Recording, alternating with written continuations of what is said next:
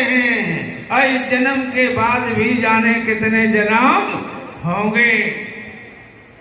तो जो हम कई जन्म से जन्म लेते हुए आ रहे हैं, उन जन्मों में जिनमें हमने सुख ज्यादा समझा उससे राग हुआ, जिससे दुख समझा उससे द्वेष हुआ, वह राग और द्वेष दोनों हमारे चित्त में भरे और भर करके वासना बन गए। वासना से संस्कार बन गया और वो संस्कार जब दूसरे जन्म में जाते हैं तो वहीं से वही संस्कार काम करना शुरू कर देते हैं। और ये सारे कर्मों का फल देने वाला, हम लोग तो कर्म करते हैं पर फल देने वाला तो ईश्वर है, उसके बिना कौन दे सकता है।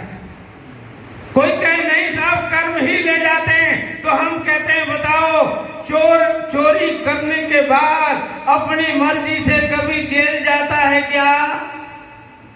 नहीं जाता ना। तो फिर उसको राजा के द्वारा ले जाया जाता है। वो कभी नहीं कहता मैंने चोरी की और अपनी मर्जी से जेल में जाके खड़ा हो जाए कि लो मैंने चोरी की, मुझे बंद कर दो।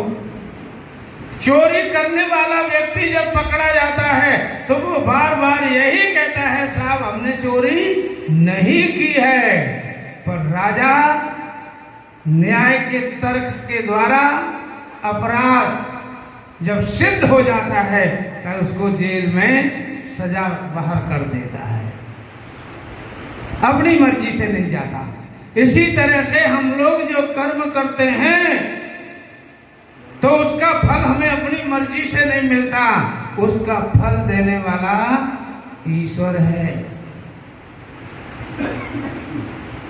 जो जीवात्मा है वो परवश है। इस दुनिया में कोई सेल्फ डिपेंड जीवन नहीं जी पा रहा है, चाहे वो विद्वान हो, चाहे पहलवान हो, चाहे धनवान हो। सारे के सारे लोग एक दूसरे पर निर्भर होकर के यहाँ जीवन जी रहे हैं। हम लोग जो कपड़े पहने हुए हैं ना, ये कपड़े अपने आप ही बुने हैं क्या? बताओ। ये कपड़े हम लोग जो पहने हैं ये अपने आप बना ले? मैं कहता हूँ दुनिया का कोई पीएचडी हो, डॉक्टर हो, इंजीनियर, वैज्ञानिक हो, जो कपड़ा पहनता है वो दूसरे के बनाए हुए पहनता है। इसका मतलब है दूसरे का ऋण है उसके ऊपर।